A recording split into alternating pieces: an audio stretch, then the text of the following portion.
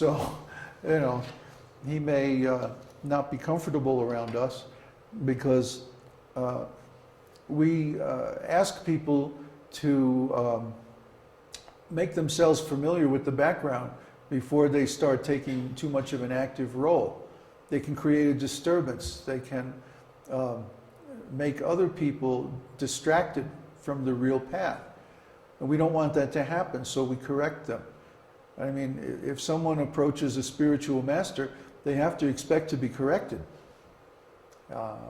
because their understanding is wrong. That's why they need a spiritual master. Spiritual master is going to say, no, that's not quite right, do it like this. So if we have so much false ego that we can't take even a small correction, then how can we approach a spiritual master? I mean, Srila Prabhupada actually never chastised me. I never understood that because he could be so heavy. I mean, wow, and there's just any little thing. But then I came to understand that the attitude of the devotees that he was chastising was fundamentally wrong because they were trying to impose their own understanding on him. So then he was like, "Arr," like fire.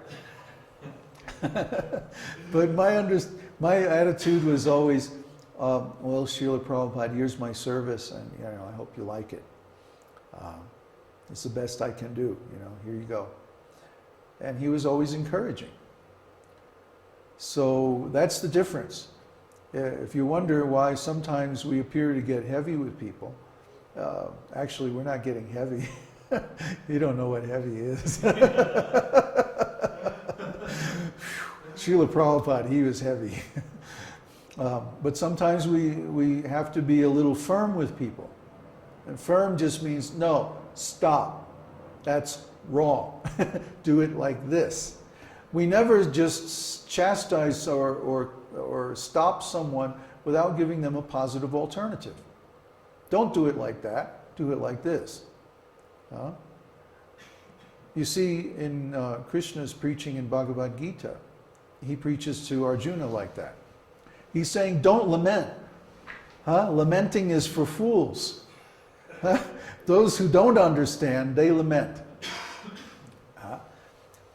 What don't they understand? The nature of the soul. And then he proceeds to describe the nature of the soul in great detail in the 2nd chapter of Bhagavad Gita. So Krishna never corrects someone without giving them the positive alternative. And just like we corrected John, don't ask questions just out of curiosity. Give a context. And, you should study the background knowledge before you start asking all kinds of off-the-wall questions. So anyway. UFOs.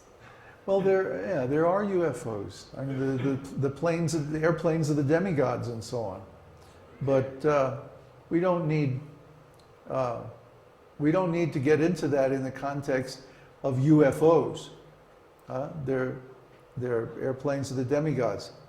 Here you go, Florian. Hare Krishna. There's another question from Neville. What's the difference, if any? Well, the difference is in the taste. The difference is in the mood. For example, if we worship Krishna in the mood of Vrindavan, which means intimate devotional service without any awe and reverence. But if we worship Krishna, let's say, in Dwarka, then Krishna is worshipped as a great king. Oh, yes, sir, yes, please, like that.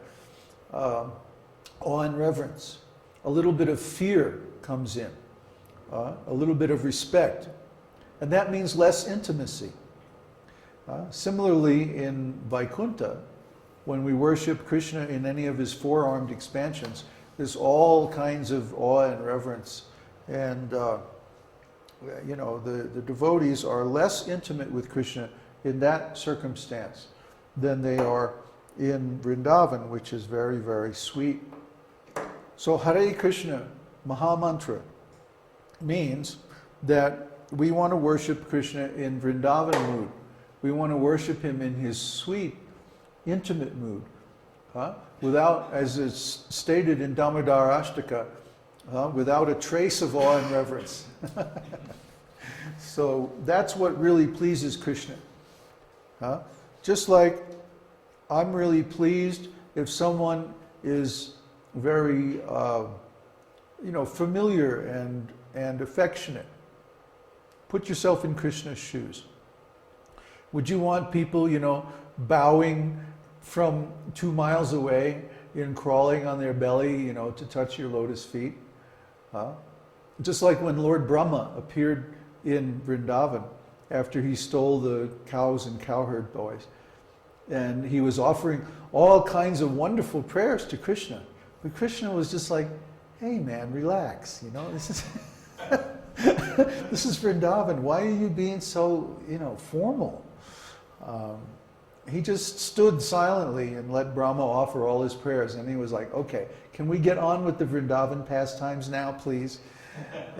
Go back to wherever you came from and let me play with my friends.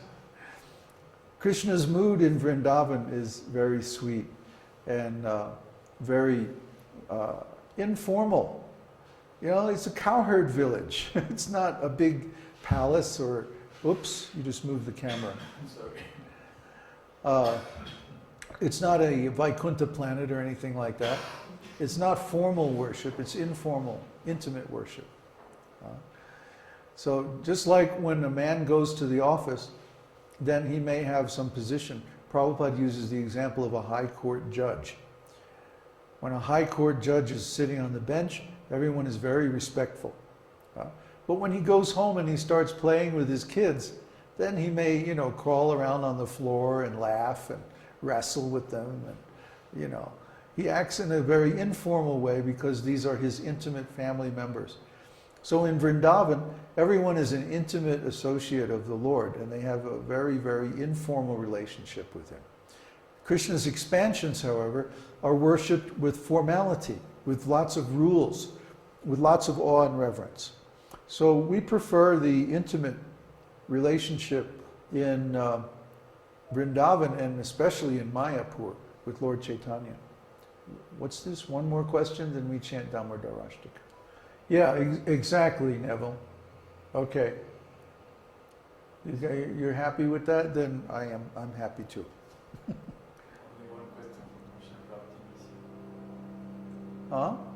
Only this question from Krishna Prabhupada. Multiple personalities? Multiple personalities is a disorder.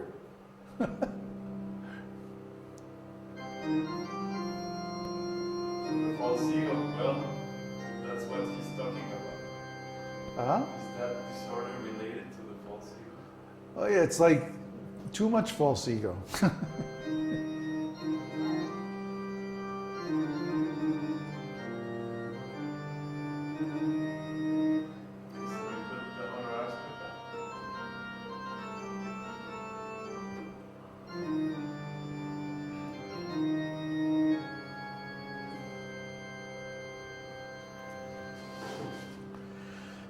Namamishwarang Sachidananda Rupam Lasat Kundalam Gokule Brajamanam Namamishwarang Sachidananda Rupam Lasat Kundalam Gokule Brajamanam Jashoda Biyolukaladhavamanam Paramrishtamathyam Tato Drutya Gopya Jashoda Biyolukaladhavamanam Paramrishtamathyam Tato Drutya Gopya.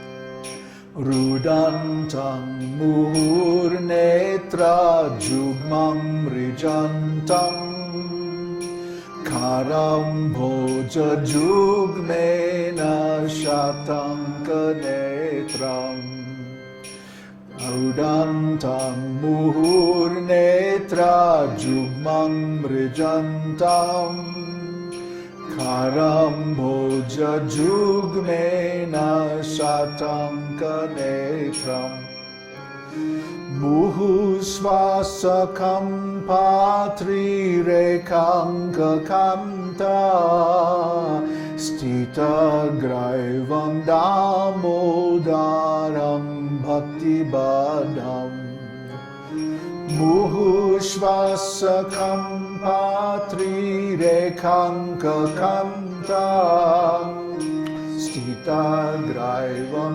damodaram